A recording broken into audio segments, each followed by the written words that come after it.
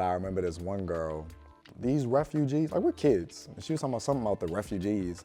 And I remember this other girl from Alexandria, she put her in check quick. She was like, they are not refugees, they are evacuees.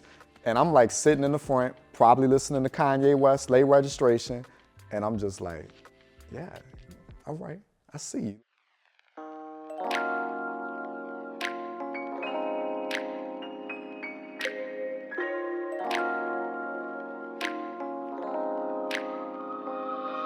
My name is TJ Nash II, and the neighborhood that I resided in when Katrina hit and when we moved back is New Orleans East, McKendall Estates off of Bullard.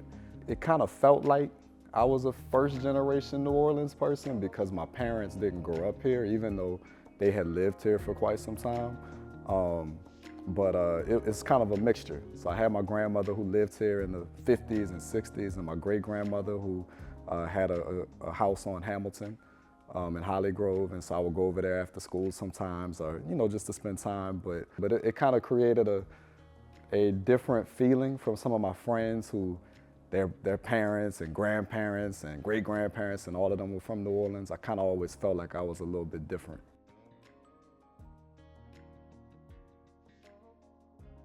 The first memory that comes to mind that was different, typically we all left in the same car, one car. And this time we took two cars. And my mama spent the whole night packing up more stuff than we typically evacuate with. I'm a kid, I don't really know, but that was unusual. And then it took forever to get to my grandparents' home, which is only 3 hours from New Orleans. It took forever. We had to take alternate routes and do a bunch of twists and turns to get to Alexandria, Louisiana. Funny, interesting story. My mama, her birthday is August 28th. And so August 28th, 2005, she was making a significant birth date. I won't say it, she might not want me to, but it was a significant date. My dad, we were already, and her family, we were already planning to do a surprise party she didn't know about. So we were already planning to leave. She didn't know why or what was happening. So that was in Lafayette, Louisiana, at my auntie's house. And so the whole family was there waiting for us to get there, but it just took forever. So by the time we actually got to Lafayette, everybody had, gone home, because it took us, it's only about a 2.5 hour drive typically, but it had to take us. I remember leaving and the sun was out, it was daytime, and we got there in the middle of the night. My big thing was music. I used to carry my CD player around with my headphones. I love CDs, so I remember the first CD that I asked for after the storm was Kanye West's Late Registration. It was a CD and DVD combo pack, and I played the mess out of that CD. It was my CDs, my music, video games. Too many to count. And I love that you asked that question, because it's not one that you get to talk about a lot. I mean, the first thing that warms my heart, which is, it's also sad to say, I didn't lose anyone that I saw every day. I might not have been able to talk to my friends from school for a long time or see them, whatever, but I would eventually. I'll tell one funny story, and I brought something to help me tell it. So the first school that I attended after Katrina, while we were waiting to come back to New Orleans, was in Alexandria.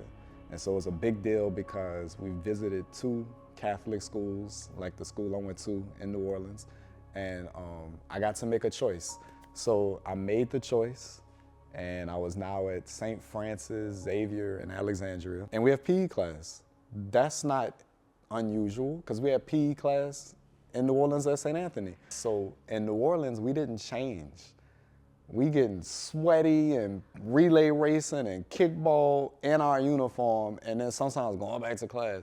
And so now looking at it, I'm like, that was weird. But in Alexandria, we changed for PE. And they didn't just change for PE, they changed for PE in these 1980s high shorts. And I grew up in the early 2000s, and this was not okay. This was just not okay. And there used to have the writing here, but it's faded over time. I've kept these shorts this entire time because, one, they fit me, because when the teacher or whoever it was asked me, like, hey, what size do you wear? I picked the biggest size because I did not want to wear these Michael Jordan 1984 basketball shorts. And it's a funny story to me because any type of sporting shorts that we had, they had to go over our knees. If they didn't go over my knees, you ain't cool, something wrong. And so, man, I tried my best to make these shorts go over my knees, but it didn't happen. So, and they still fit me today. I bought the biggest shirt too, or I asked for the biggest shirt. So the shirt was way down here so I could sag the pants, that was cool. And then I do remember I be running, doing laps or whatever, and I'm holding my pants up while I'm running, cause I'm cool. Like, y'all are weird cause y'all wearing these high Urkel shorts. That morning we woke up at my auntie's house in Lafayette. My parents are watching the news. This is not real. That was, I was 11. So I don't know where I was age-wise. It did nothing. I didn't cry. I wasn't sad. It was just more just like, wait, we evacuate all the time and I get a few days out of school and we go back. It was just a shock, I think, Yeah. So the news coverage felt foreign. It didn't feel like, oh, it's not my city. So before Katrina, I didn't not like New Orleans, but I wasn't yet in love with New Orleans at all. Some kids, when their parents suggest, what would you think about moving? No, I don't want to move. I was cool with it.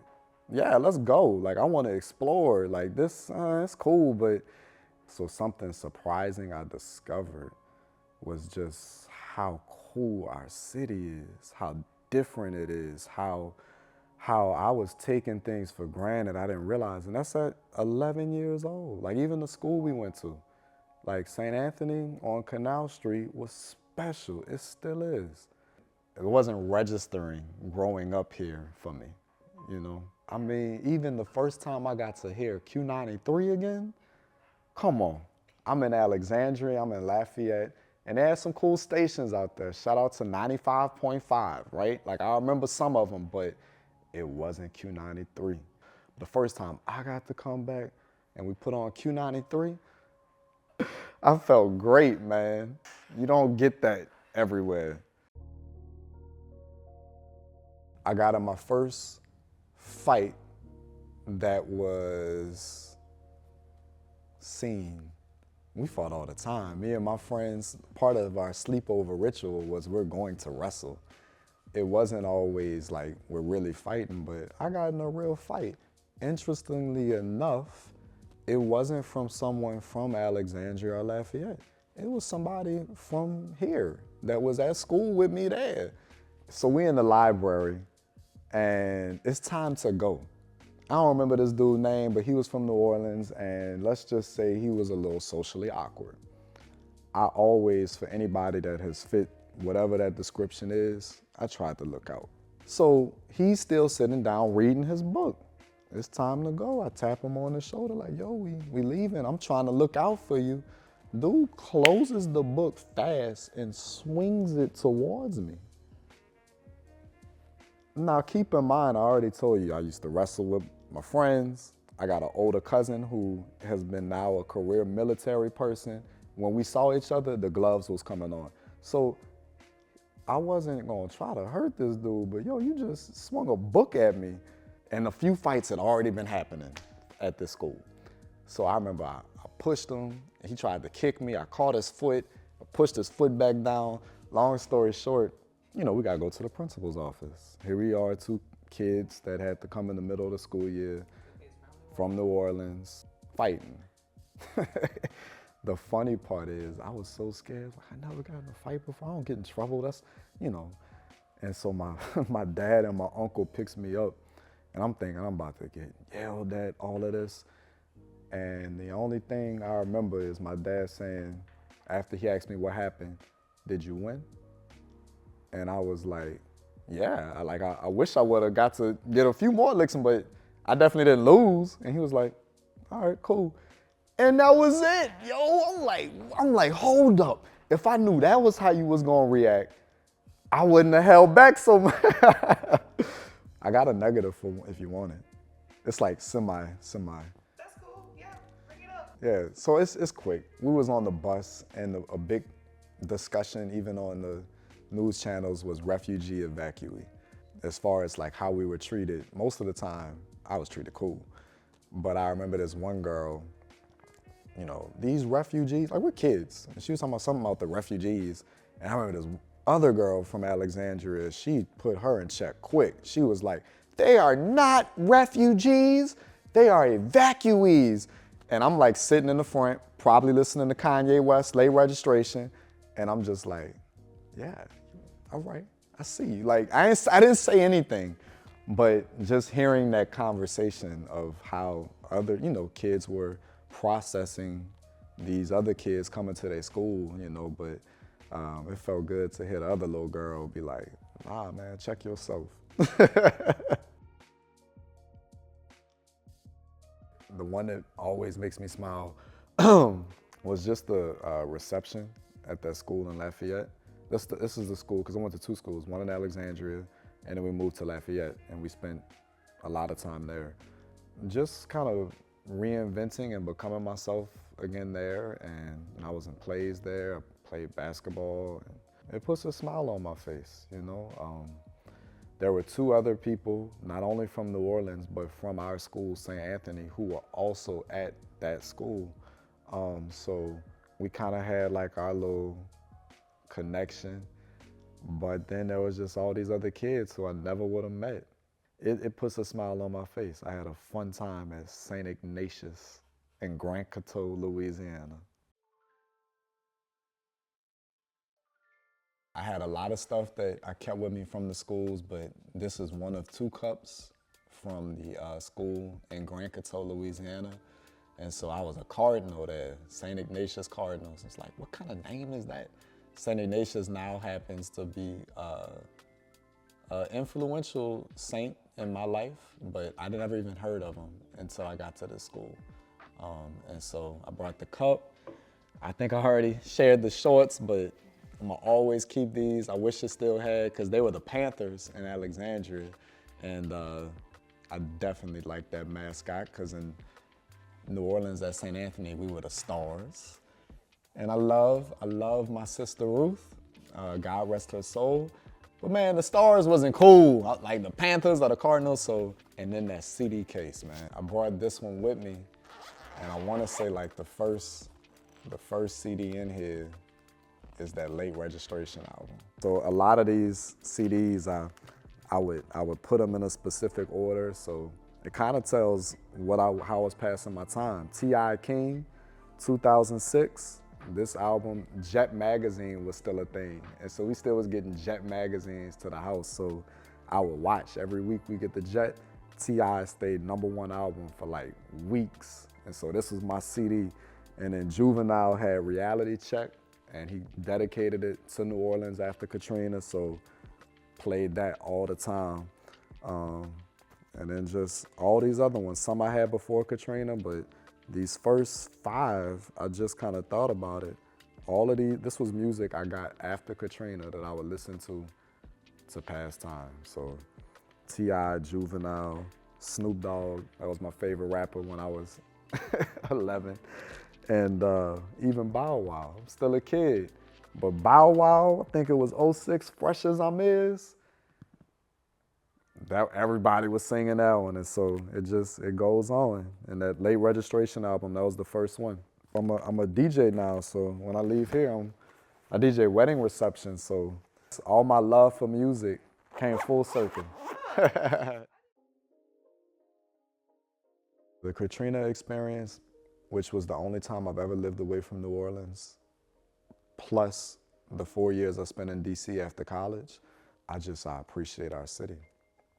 it taught me how to appreciate, like the funny stuff from Q93, but then there's just so much more that I have learned to appreciate. So I built an awareness to be thankful for the things that you have, because they can be taken away. And there are alternatives, and they're not always bad, but they're not gonna be this.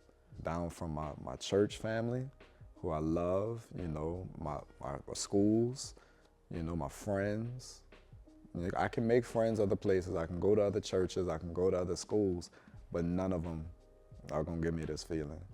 Even meeting people during Katrina, or when I lived in DC, they'll tell you, I love New Orleans.